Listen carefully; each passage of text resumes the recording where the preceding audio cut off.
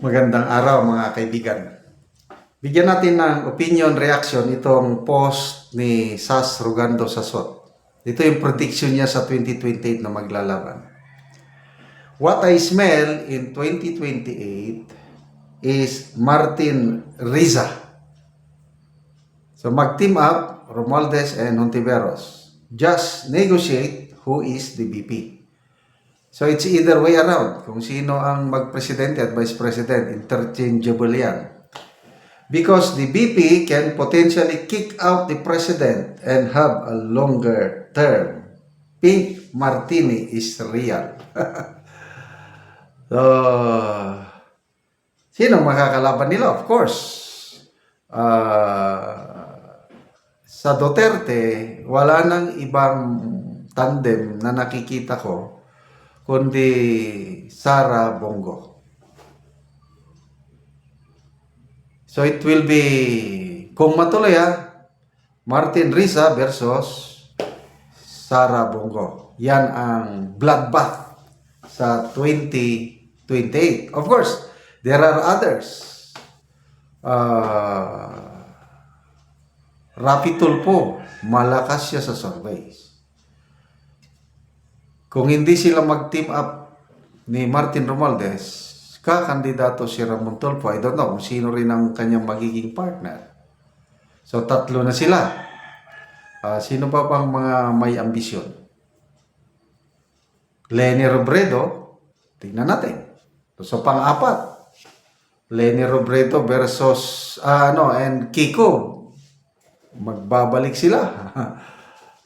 So, pwede, apat na yan. Apat na labanan. Bloodbath talaga yan. So, magbasa lang muna tayo sa mga comments, Ying Nario Dax, Hontiveros is already willing to run for 2028 presidency at this early stage.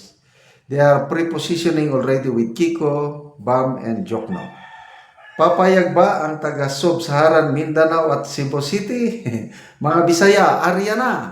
Siyempre, hindi papayag. Lalaban tayo. Sub-Saharan, yes. Yan ang team up ngayon. Yung resulta ng midterm election, nakita mo, nag-solidify ang Mindanao and some parts of Visayas, especially Cebu. Nako, pinakamayaman sa boto ang Cebu. I think 3.4 million voters with Governor Pam Baricuatro leading the way. Ang laking boto niyan. Okay? Speaking of Governor Pam Baricuatro, meron siyang magagandang hindi pa siya umupo, magaganda na yung birada niya, yung Pasigarbo sa Sugbo. Ano pa yung Suri-Suri sa Sugbo. Mga pakulo ni Governor Gwen Garcia na tingin ng karamihang Cebuano, sayang-sayang lang ang gastos dahil 250 million pesos ang budget ng Pasigarbo sa Sugbo. Isang araw lang. So, ayaw nang ipagpatuloy ni Governor-elect Baricuatro. Instead of Pasigarbo, cultural siya po yan, na lang daw, mobile clinics, mag-roam around the remote places para mag-deliver ng health services. Nako, pag matuloy ito, plus mobile kitchen, pagkain naman sa mga pobreng mga tao sa remote areas. Pag natuloy ito, nako, mag-click-click talaga. Magtatagal ang pamumuno ni Governor Pam. Meron pa akong nabasa si dating DOT Secretary Ace Durano.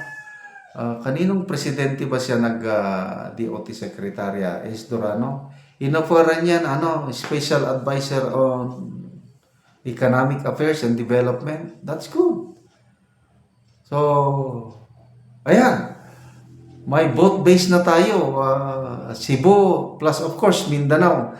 Lalong mag-solidify ang Mindanao sa 2028, I tell you. And North, dahil nga si Senator Amy kumampi na kay VP Sara, na patunayan na yung tandem nilang dalawa is nag-click Pero yun mo, muntik natalo si Senator Amy. Pati bilyar na rin, muntik natalo. Bilyar, I mean, kung hindi dahil sa pag-endorse ni BP Sara, baka natalo si Bilyar, Camille Bilyar and Aimee. Kaya grabing pasalamat ni Senator Aimee. Tingnan nyo sa kanyang proclamation speech. Ang kapatid niya, hindi niya pinasalamatan, nakalimutan daw niya. Kaya lang, special mention, PRRD, dahil as early as October, in-endorse na siya ni PRRD. At saka yung kaibigan niyang BP Sara, in-endorse siya. Yan. Then, Bilyar. Di ba? So, meron na tayong solid north. Hindi naman solid north. Makakakuha tayo ng boto sa Ilocos Region dahil kay Senator Aimee. And sa ngayon, marami na ring mga Duterte supporters sa Ilocandia, Ilocos Region. Bilyar, ang Bilyar naman susuporta in terms of resources. May pera kasi kailangan mo pera. So, ang laking laban ng Sara Go. Number 1 ngayon sa senador, si Senator Bongo. Ang laki kasing naitulong ng Malasakit Center. Ang dami nang natulungan ang Malasakit Center. Kaya hindi na nila maalis sa pangalan ni Senator Bongo yung Malasakit Center niya. At magiging puhunan niya yan, magiging Vice President.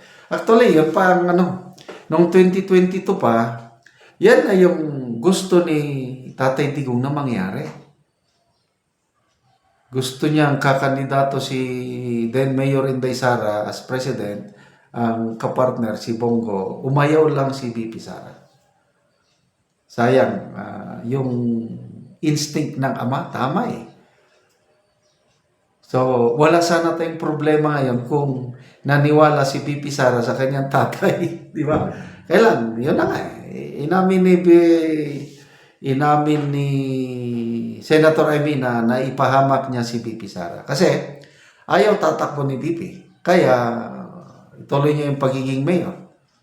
But nung lumapit si Senator Aimee, kinonvince ang kaibigan niya yung pumayag na makipag-unit team. Ito ngayon, unit team na wala na. Sira-sira na. Tapos makikipag-reconcile daw sila. Pwede yun. Basta, ibalik nila ang ating minamahal na Tatay Digong. Pwede. Okay? So, as early as now, yun na, nagplaplastara na. Kasi, nag-announce na si Senator Antiveros na open siya magkandidato by 2028. Kaya ito na, lumalabas na yung mga pairing. Martin, mahirapan siya. Ang malakas na kalaban ni BP Sara, to me, si Senator Rapi Tulfo pa rin kasi meron siyang voters base. Maraming followers ang mga Tulfo. Okay, maraming salamat mga kaibigan sa inyong pagsubaybay sa ating channel. Nakakatulong kayo ng malaki sa tribong Talandi. Tinutulungan natin sila ngayon. Namimigay tayo ng yero at pako para ma-repair ang sira-sirang bahay ng tribo. Ito sa Bukidnon ito Panoorin niyo ang video na ito. Ron mo na pod ni ang balay nga among bisitaon nga katumbahon na gyud.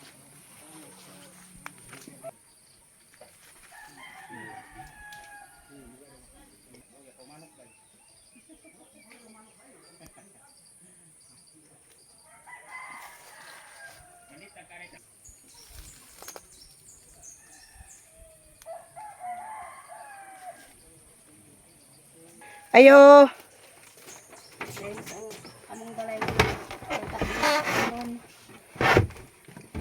Maingod to. Maingod pa sa Kung karon mo na ni ang ilang atop nga kawayan nga lata na gid kaayo. salamat sa Ginoo ug nagtanaw sa video. Sila.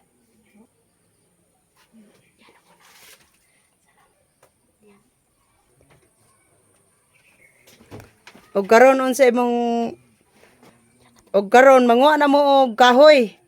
Kay matagaan na mo og lansang pako plinsin og sin para nga makabalay na mo og sin. Oh, manguha na gyud mi. Salamat sa Ginoo ug sa nagatan-aw sa nagvideo. Na makakuha na gyud mi og kuan. katok na gyud mi og sin og Oo. Vincent. So pila na din ni katuig inyong balay? 20 na ni katuig. 20 na katuig. So katumbahan na gyud siya. Tumbo na gyud kay gapok na kayo yung kuan. Atop. Atop Gabok na kaayo. tubok na kayo. Oo. Salamat pod og sa nag-exposure ani. Oo. So salamat kayo. Salamat sa